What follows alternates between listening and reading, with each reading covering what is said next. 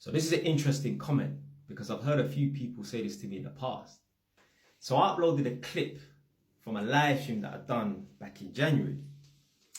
And I was saying, if you're a Londoner like me and you have low tolerance, you don't take much shit, don't come up to Northampton, because the people around here, they got a lot of mouth and they don't understand that their mouth could get them in trouble. This isn't just my opinion. This has been verified by other people I've met in Northampton that are not originally from Northampton. I met man from Birmingham, man from Manchester, man from London. I've even met a woman from Glasgow. She said they all said the same thing. A lot of people around there got mouth in it. I'm like, yeah, I thought it was just me. They brought it up. So anyway, released that video. People in the comment sections talking bad. Hey, say what you want. This person or someone else said pretty much the same thing. Bro, you are the problem if you're getting into these situations all the time. Let's be real. Now, there is a tiny little bit of truth to that statement, because obviously I'm the common denominator in all of these situations. And like I said, I don't take no shit. Everywhere I go, I fall out with people because I address situations. It could be at work with a manager or colleagues. I could be at a tenant's house. I could be in my house and the neighbors are being disrespectful, or I could have a family member chatting shit. I'm gonna address all situations. I'm not living in tolerance. Key word, key phrase, living in tolerance. You see, the reason why you people are watching this video right now and thinking, I ain't had no dramas with no one in 2 years. It's not because people aren't doing anything. It's because you're living in tolerance. I promise you, you people who are watching this video right now, some of your neighbors are doing something disrespectful that pisses you off, and you're not addressing that situation because you're afraid of confrontation. Right now, there are people watching this video. They do not smoke weed. They don't like the smell of weed, but their neighbors do. And every time they open up their window or their patio door, this weed smell comes in their yard and it pisses them off. They don't even open up the window for that specific reason and that. And this has been going on for 2 years and you lot are afraid to say something. Me, if I was in that situation, I'ma say something. There's so many people right now living in tolerance and that. And like I said, I get into situations with people wherever I go because I address situations. Even at work, when I'm in the tenants' houses, I don't smoke cigarette, I don't smoke weed. So I ask them politely to put away the cigarette or the weed and that. And 95% of people, they say, sorry, I didn't even realize. 3% of people say, yeah, all right, then a little bit of attitude. I know they're thinking about it. And 2% of people say, no, I don't care. This has happened plenty of times. I've had man pull out a hockey stick on me. I don't give a fuck. I'm not tolerating you smoking weed or smoking cigarette around me if I don't like people smoking weed or smoking cigarette around me. I got fired from one of the best jobs that I was at ever because a manager was talking mad to me and I told him to shut his mouth. You're not being disrespectful towards me. So I don't live in tolerance. You people live in tolerance. That's why you have not had no situations, no mad situations occur in 2 years. Even where I live right now, people around here, they don't even know my name. They just know, yeah, that guy that is at the top of the estate. Because I don't take no shit. Had some little kids playing ball at the back of my house. They no longer play ball at the back of my house. Because 3 times I've had to go over to the parents' house and I didn't put hands on anyone, but it could have got to that stage. The parents had to call the police on me because there was bammy. It's not happening. I'm not taking no check from no one. I've bought a new house recently. I'm doing up the property. I've had about 4 run-ins with people already. I haven't even fucking moved in. Do you know why? Because you're not telling me where to park my fucking car, blood. I remember when I first got the keys to the house, I was parking wherever I wanted to park because it's my car and I pay road tax on my car. Some guy decided to come out of his house and try and tell me, oh, this is your parking space, trying to tell me where to park. I said, blood, big man, don't tell me where my parking space is. Furthermore, go back in your house.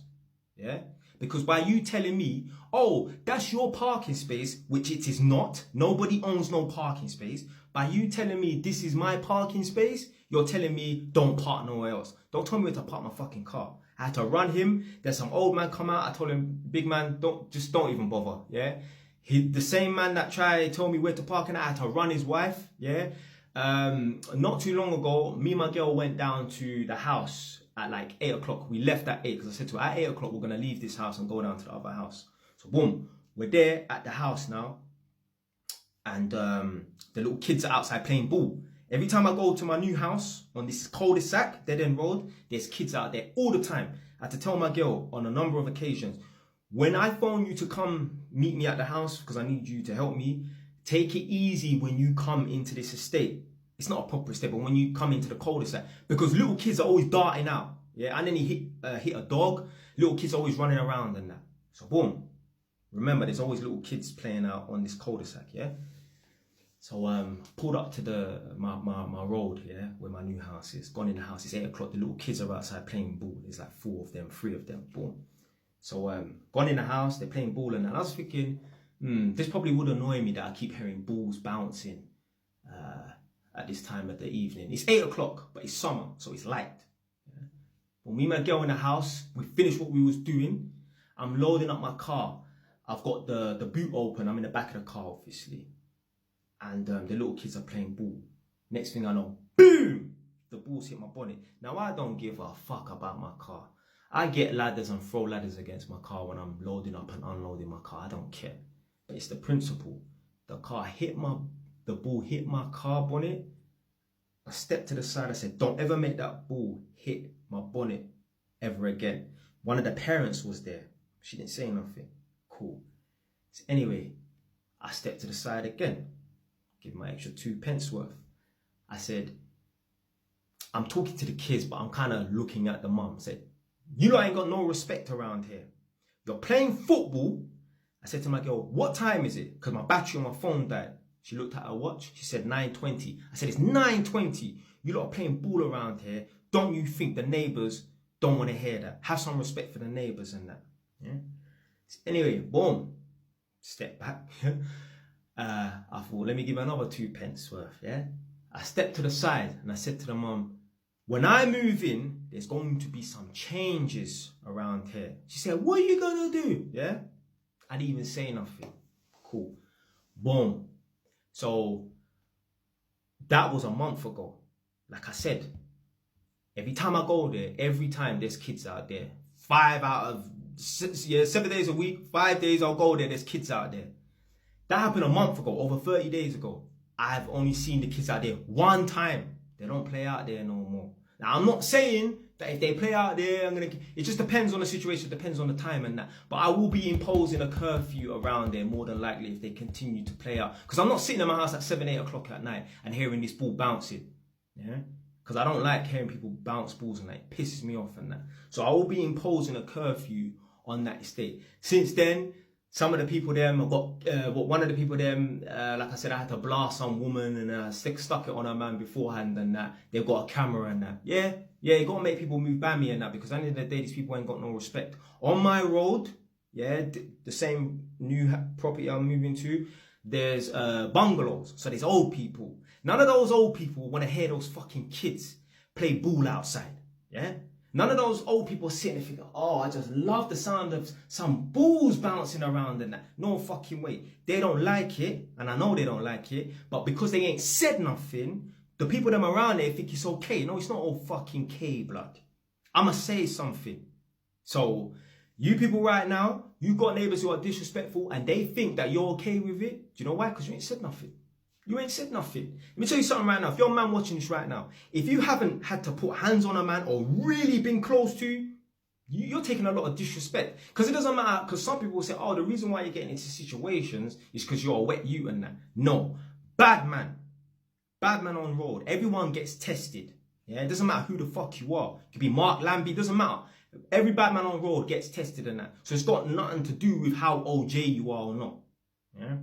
So if you're thinking that, oh, you ain't had no situations and that, it's because you're probably a wet you. You don't stand up for yourself. Quick little 30-second story. One time I was in the Northampton town centre and some guy come up to me and asked me for money at the ATM. So I said, no, I ain't got no money. And then I turned around and said to him, big man, why are you asking me for money at the ATM? What's the matter with you? He walked behind me and he said, next time someone asks you for money and you don't have no money, just say no. I turned around, I ran at him. This guy is like 6'4" and he's big. He tried to kick me, but because I ran at him with so much force, he fell on the floor, jumped on him, smacked him up. I'd love to go into more detail, but I've only got like 5 seconds in that. But the reason why I get in situations is because I have zero tolerance. I address situations.